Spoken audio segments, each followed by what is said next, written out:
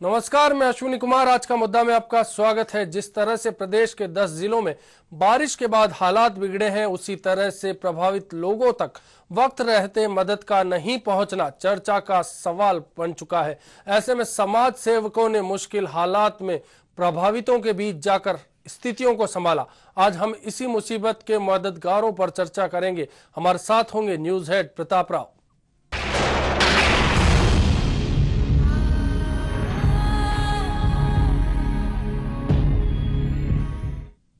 दरअसल भारत और खासतौर पर राजस्थान का इतिहास बताता है कि मुसीबत कैसी भी हो, समाज सेवकों ने आगे आकर हमेशा पीड़ितों की मदद की है। अब जब बाढ़ ने कई जिलों की हालत बिगाड़ रखी है, तो इन मददगारों ने आगे आकर प्रशासन से पहले सहायता पहुंचाई ताकि इंसानियत बची रहे। बारिश की मार, तड़पते बिलखते और बेबस लोग, ना छत है और ना ही खाने को रोटी। अगर कुछ है तो बस दर्द, भूखी अंतड़ियों का दर्द।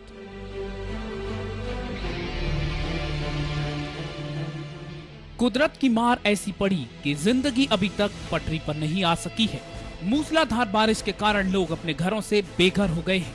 न जाने कितने घरों के चूल्हे नहीं जले हैं और न जाने कितनी जिंदगियां ऐसी हैं जो भूख से तड़प रही हैं। लेकिन ये प्रशासन और सरकार गूंगी और बहरी बनकर बैठी है। कई कॉलोनियां ऐसी हैं जो पानी में डूब चुकी हैं। लोगों के लिए राहत शिविर तो बनाए गए हैं, लेकिन राहत नहीं मिल रही है। प्रशासन का कोई भी बाशिंदा इनकी सुध लेने के लिए नहीं आ रहा है। कैंपों में ठहरे हुए लोग भोजन पानी के लिए तरस रहे हैं। ये बेबस लोग अपनी तबाही का मंजर देख रहे हैं। जी हाँ, एक खतरनाक मंजर। ऐसे में सवाल खड़ा होता है कि इनके लिए मदद कौन लाएगा। सवाल ये भी खड़ा होता है कि इनके लिए रोटी का इंतजाम कैसे होगा। सवाल ये भी खड़ा होता है कि इनके लिए दानवीर और भामाशाह बनकर कौन आएगा। हालांकि ये प्रशासन की जिम्मेदारी है, लेकिन समाज का भी ये नैतिक दायित्व होता है कि वो मदद को आगे आए। लेकिन सवाल यही है कि कौन आएगा। Bureau report, HBC news. उधर जयपुर में बीते मंगलवार की रात खौफनाक थी, तो बुधवार की सुबह तबाही का एहसास हर किसी ने किया। ऐसे में जब सरकार की ओर से सर्वे और मदद पहुंचाने के लिए बैठकों का दौर चल रहा था, तो दूसरी ओर समाज सेवकों ने आके आकर तुरंत मदद का काम शुरू किया।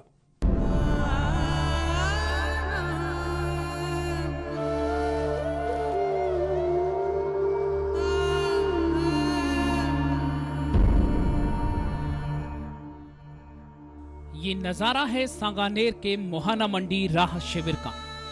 सांगानेर के मोहाना में मदरामपुरा गांव में सैकड़ों घर अब भी जलमग्न हैं। इन परिवारों को प्रशासन ने मोहाना मंडी के यार्ड में ठहरा दिया है।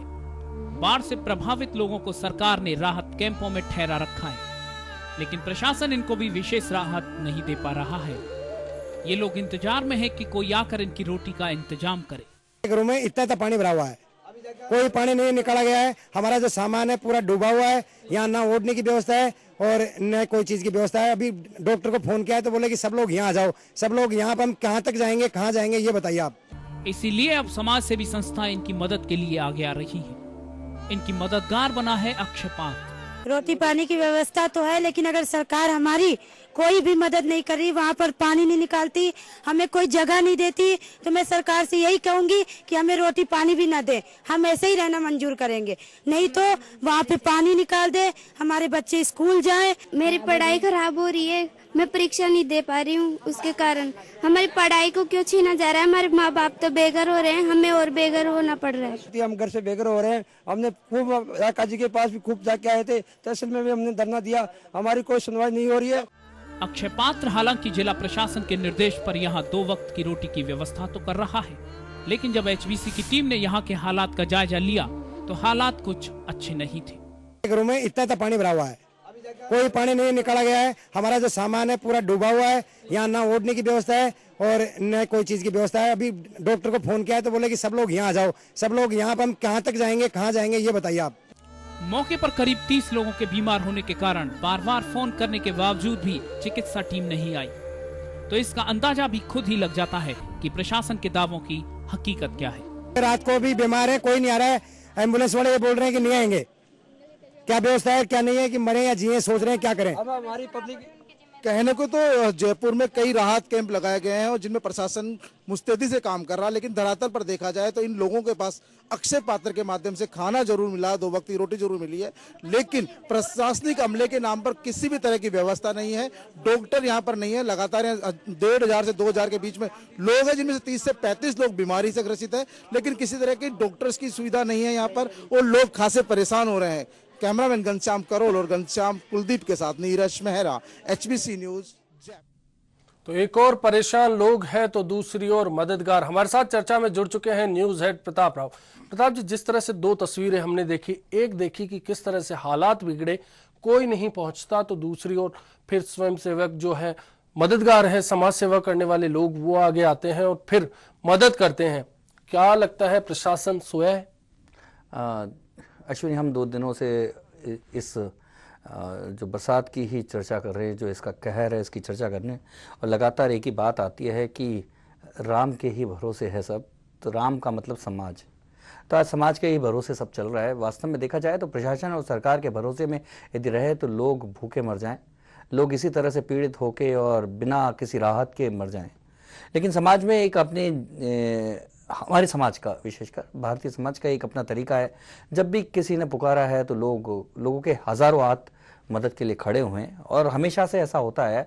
विशेषकर राजस्थान की बात अश्विनी इसमें इसलिए ज़्यादा ज़रूरी है कि राजस्थान सदियों से अकाल और बाढ़ सहता है, लगातार सहता है। और विशेषकर अकाल की तो ये स्थिति रही है कि लगातार 1 दशक तक यहाँ अकाल रहा है। बिल्कुल दुर्भिक्ष में भी लोगों की जिजीविका ने और आपसी सहयोग के कारण और आपसी मदद के कारण यहाँ बड़ी से बड़ी कठिनाइयों को भी पार किया है। ऐसा ही इस बार देखने को मिला। जयपुर जैसे बड़े शहर में, मेट्रो में, जहाँ बड़े तमाम दावे किए जाते हैं कि सरकार के हाईएस्ट अधिकारी, मुख्यमंत्री और राज्यपाल से लेके और एक चपरासी तक के सारा का सारा अमला यहाँ रहता है। विश्व स्तरीय नगरी बनाने का दावा दिल्ली से होता है और सारी की सारी सुविधाएं और सुख राजधानी में जुटाने की कोशिश होती है। ऐसे में भी जब लोग मदद को तरस जाते हैं तो आम लोग, समाज के लोग ही, समाज सेवी ही मदद को आगे आते हैं। सरकारी अमला दिखाई नहीं देता है। ऐसा इस बार हुआ है। इस बार जगह जगह जितने लगभग 30-40 हज़ार लोग जयपुर में डिस्प्लेस हुए हैं, अलग अलग बस्तियों में, अलग अलग मोहल्लों में, कच्ची बस्तियों में, जिनको मदद की जरूरत पड़ी है और पूरा का पूरा समाज लग गया। इतना हाहाकार नहीं मच रहा। नहीं तो अभी तक और कोई देश होता और कोई ऐसी दूसरी जगह होती तो वहां लूटपाट मच गई होती। लेकिन इतनी बड़ी संख्या में डिस्प्लेस हुए, इतनी बड़ी संख्या में लोगों को अपने घर छोड़ के रहना पड़ा है, उनके घरों में पानी भरा हुआ है, लेकिन अभी तक कहीं से हाहाकार नहीं है। तो अश्विनी, इसके पीछे एक बहुत बड़ा कारण यह है कि समाज, जब भी जरूरत पड़ी है समाज के लोग आगे आए। बिल्कुल प्रताप जी, हाहाकार की जो बात है, मदरामपुरा कच्ची बस्ती में जरूर वो चीखें नजर आई और अब सेना वहां कमान संभाल चुकी है। 4थे दिन सेना वहां पहुंची। इससे पहले राज्यपाल मार्गरेट अल्वा भी वहां पहुंची थी और प्रशासन की सुस्ती की खबर हमने आपको दिखाई थी, जिसके बाद सेना के 32 जवान मौके पर पहुंचे और हालात संभाले। मोहाना मंडी के यार्ड के में भी राहत कैंप चल रहा है, वहां भी आर्मी के जवान पहुंचे और फिर मदद के हाथ आगे बढ़ाए। अब तस्वीरों में देख सकते हैं कि किस तरह से पानी खाली किया जा रहा है। 4 दिन से बस्ती में ये पानी भरा था, अब नालों में इस पानी को डालने का काम शुरू कराया गया है ताकि लोग राहत महसूस कर सकें।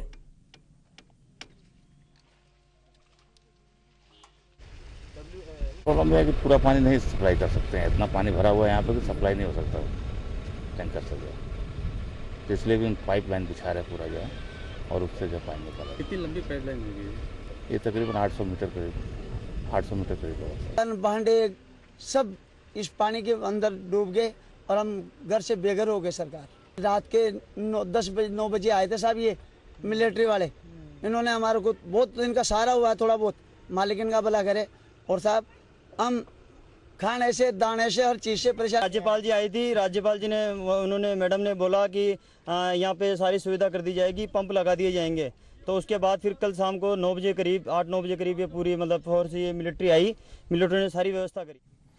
और इस बीच आपको बताएं कि एक परिवार ऐसा भी था जिसकी बेटी की खुशियों को इस बारिश ने तबाह कर दिया, छीन लिया। पानीपत के सीतारामपुरा कॉलोनी के इस परिवार में बेटी की शादी होने वाली थी, लेकिन शादी से पहले ही दहेज का सामान बह गया। पानी का जो बहाव लगातार जिस तरह से आया, उसमें इस परिवार की खुशियां बह गई। आप तस्वीरों में देख सकते हैं किस तरह से पूरा घर तबाह हो चुका है, सामान बाहर आ चुका है, पूरा परिवार अब सदमे में है।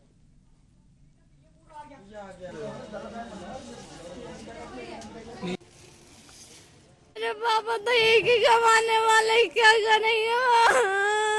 इधर के तो कोई सुनते भी नहीं है, पट्टा सब देने का है, फिर भी कुछ नहीं कर सकते वो। हमारा तो सब गया, खाने का भी गया, सब गया रे, हम क्या करेंगे रे, हम तो लुट गए।